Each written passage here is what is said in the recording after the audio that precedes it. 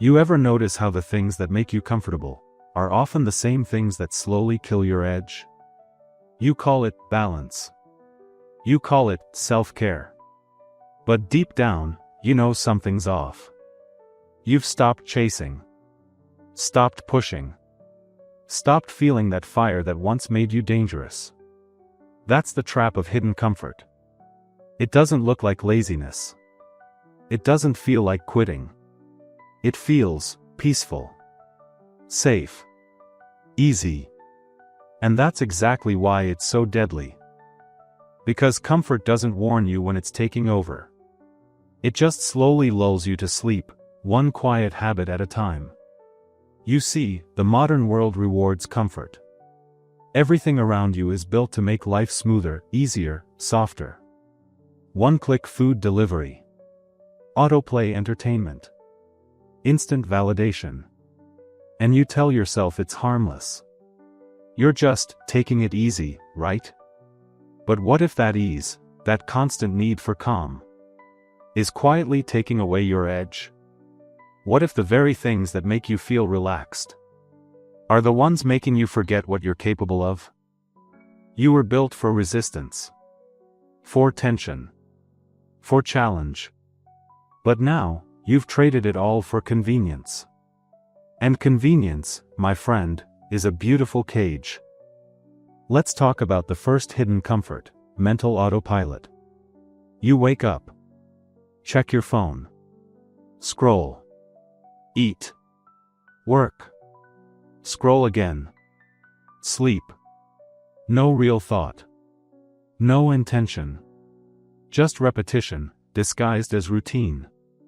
You tell yourself, I'm managing life just fine. But you're not living it, you're looping it. That's how people lose their edge, not by failing, but by staying stuck in safe cycles for too long. Growth doesn't live in repetition. It lives in awareness. So ask yourself, when was the last time you did something that actually scared your comfort zone? When was the last time you broke your own pattern, on purpose? Because the longer you run on autopilot, the more you forget how to drive. The second hidden comfort, emotional numbness. You've been hurt before. Burned out. Overwhelmed. So now, you call your numbness peace. You don't get too excited. You don't get too upset. You just stay steady. It feels calm, but it's not calm. It's disconnection. You've stopped feeling deeply because deep emotions once scared you. But that emotional flatline? It's costing you your passion, your purpose, your drive. Because you can't selectively numb life. When you shut down pain, you also shut down joy. So yeah, maybe you don't cry anymore. But you also don't light up anymore. And that's how your fire dies, quietly, politely, without a sound. The third hidden comfort, avoiding pressure. Remember when you used to chase challenges that scared you? That job. That dream. That version of yourself that demanded more. Now you call it too stressful. You say, I just want peace. But peace without pressure? That's not peace, that's stagnation. Pressure is the weight that shapes you. It's the gym for your character. And if you avoid every situation that makes you sweat, you're not protecting your peace. You're protecting your weakness. You think you're staying safe. But really, you're training your mind to flinch at anything uncomfortable. That's not peace, that's paralysis. So start saying yes again. To the things that scare you. The things that stretch you. Because comfort won't make you stronger. Resistance will.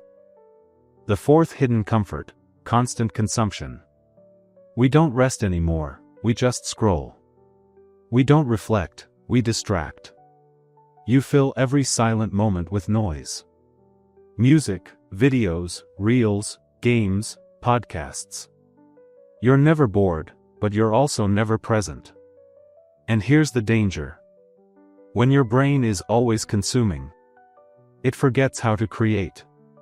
When you're always listening, you forget to think. The most powerful people in the world? They protect silence. Because silence is where your mind rebuilds its strength. It's where your edge sharpens again. So try it, 10 minutes. No phone. No music. No stimulation. You'll feel restless at first. Then you'll realize, that's your power waking up. You see, the truth is, comfort feels good now. But it steals from your future. It takes your edge one quiet habit at a time. It convinces you that peace means never being challenged. But the real peace you're looking for? That comes from knowing you can handle anything. Because your edge, that spark, that fire, isn't found in comfort. It's found in friction. In facing what scares you. In doing what most people avoid. So if you've been living too softly lately, it's okay. You can rebuild your edge. Not by running from comfort. But by outgrowing it. Start small. Take the cold shower. Have the hard conversation. Turn off the noise and listen to your thoughts again. You don't have to destroy comfort. Just stop letting it destroy you.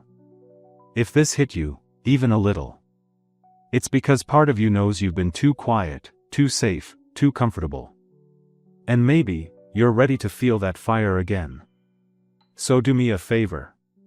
Don't just scroll away. Reflect for 10 seconds. Ask yourself, where have I gotten too comfortable? Then drop your answer in the comments. Because awareness, that's where your comeback begins. And if you're serious about sharpening your edge again, hit that like button, share this with someone who's been drifting, and subscribe for more reminders to stay dangerous. Because the moment you stop chasing comfort, you start chasing greatness.